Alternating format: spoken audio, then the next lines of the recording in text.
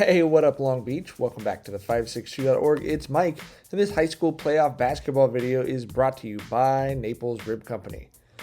Let's take a trip to the Ron Palmer Pavilion where Long Beach Poly is hosting Simi Valley. It's the beach versus the valley. It's a topography war. Jackrabbits welcoming in Simi Valley in the second round of the 2AA playoffs. Excited to get this one going. Jackrabbits, as always, leading with defense this season. Buda Henry is going to draw the offensive foul on a moving screen on the first play of the game, and that's how you set the tone. On the other end, great ball movement from the Jackrabbits in the first half, opening up drives off that left side. Christian Watson and Giovanni Ruff, the present and future of this program. Marcel Hayes is going to turn it over, but he's going to open the game with a big block. That's called foreshadowing for you AP English students out there. Ruff in transition. This is what Poly wants to see, and then you're going to see Henry finding his way to the midi, pulling up. Jackrabbits up 12-6 early in this one.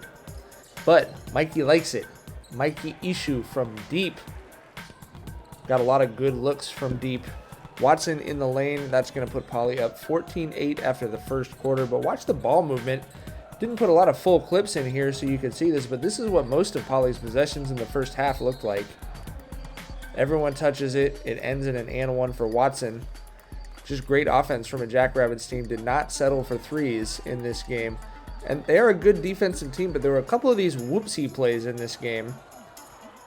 Jack Benishik, a great leader for the Simi Valley team, could obviously see how much he meant to them emotionally. It took him a little while to get going offensively, but once he did, Poly had a hard time staying in front of him.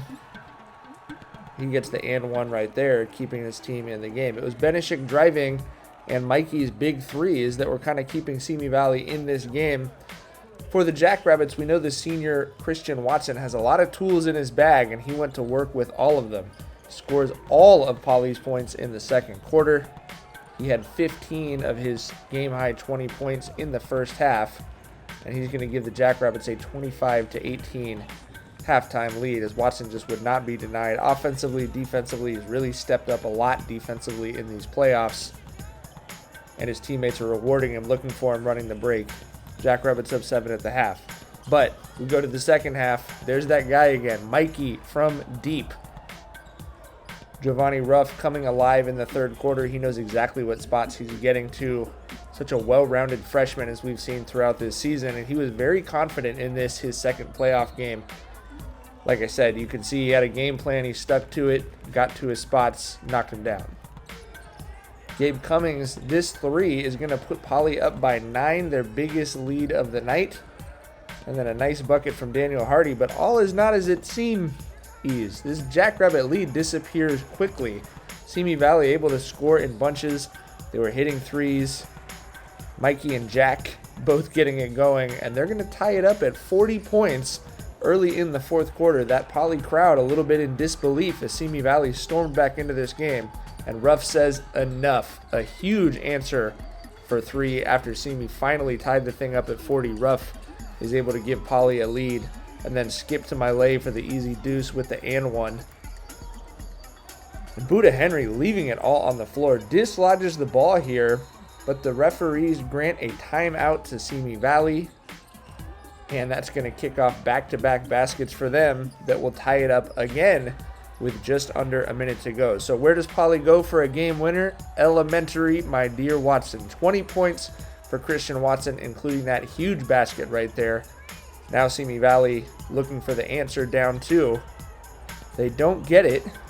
They are going to foul as they're trying to extend this game. They would have to foul again to get into the bonus, and they're going to send Ruff to the line. Great game from the freshman. He had 19 points, but he misses this one.